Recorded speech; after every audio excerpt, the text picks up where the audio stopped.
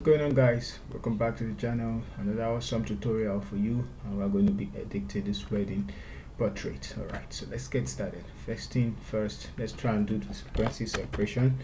I'll hit Ctrl J twice for that, and if you have a frequency separation action, you can actually easily run that. So if you can skip this, but I'm going to do it either way. So name this one color and this texture.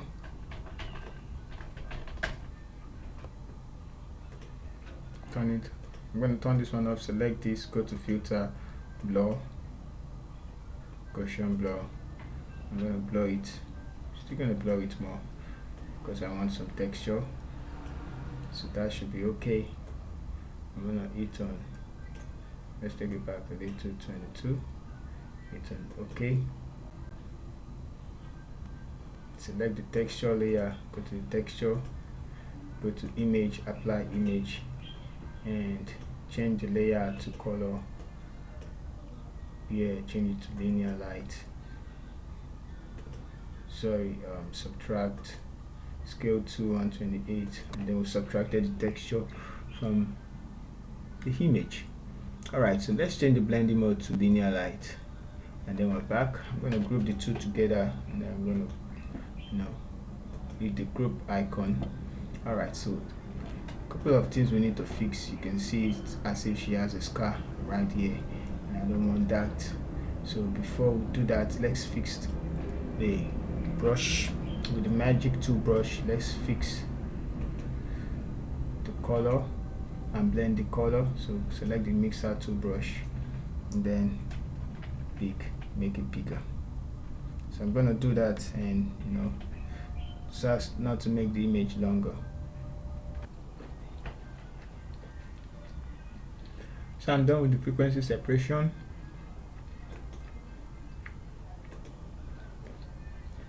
And you can see before and after. Alright, so just one more thing. Create the stamp visible layer and filter. Let's go to camera raw filter. So now under the basic tab, increase the highlight, not too much, just a little bit, and we can decrease the white. I'm going to increase the blacks and brighten up the shadows a little, but I don't want the image to look flat. Alright, so we can give it more texture, but increase the texture the more, something like that. Let's go down, and we can give just a little bit vibrance with the curves. Take it up and take this down for contrast. I'm gonna look at the before and after. I think this one is too much.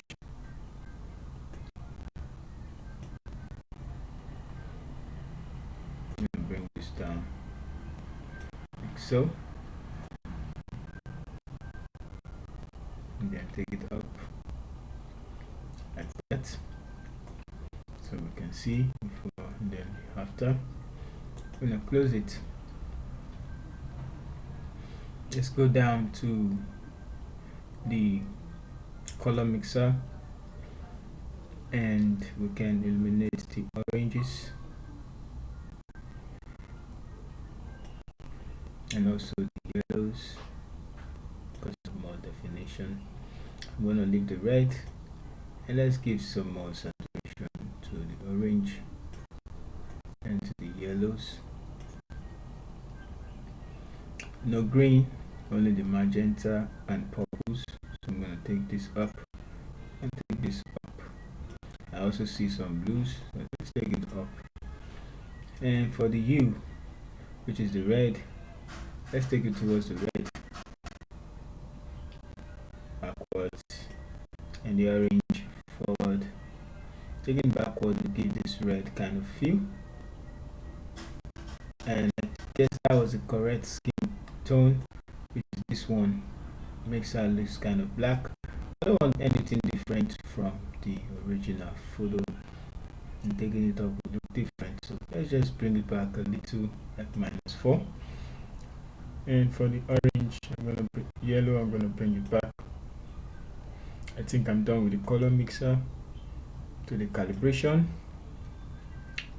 yeah, we can actually bring this back and take this forward. Let's try that out.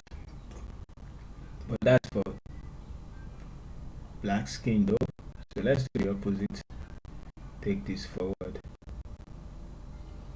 and then take this backwards, and then find the sweet spot. This always like follows the, you know, the yellow, the red. Okay, so 28, 17. I'm gonna bring this back just to 17, and let's see, up and on. So let's see our before and after. You can see the difference. So turning this off, you have this and this a little bit different. So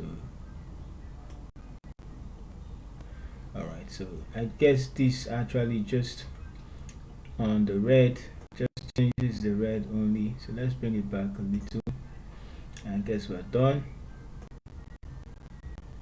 I'm gonna bring this just a little too, to add some proper variation.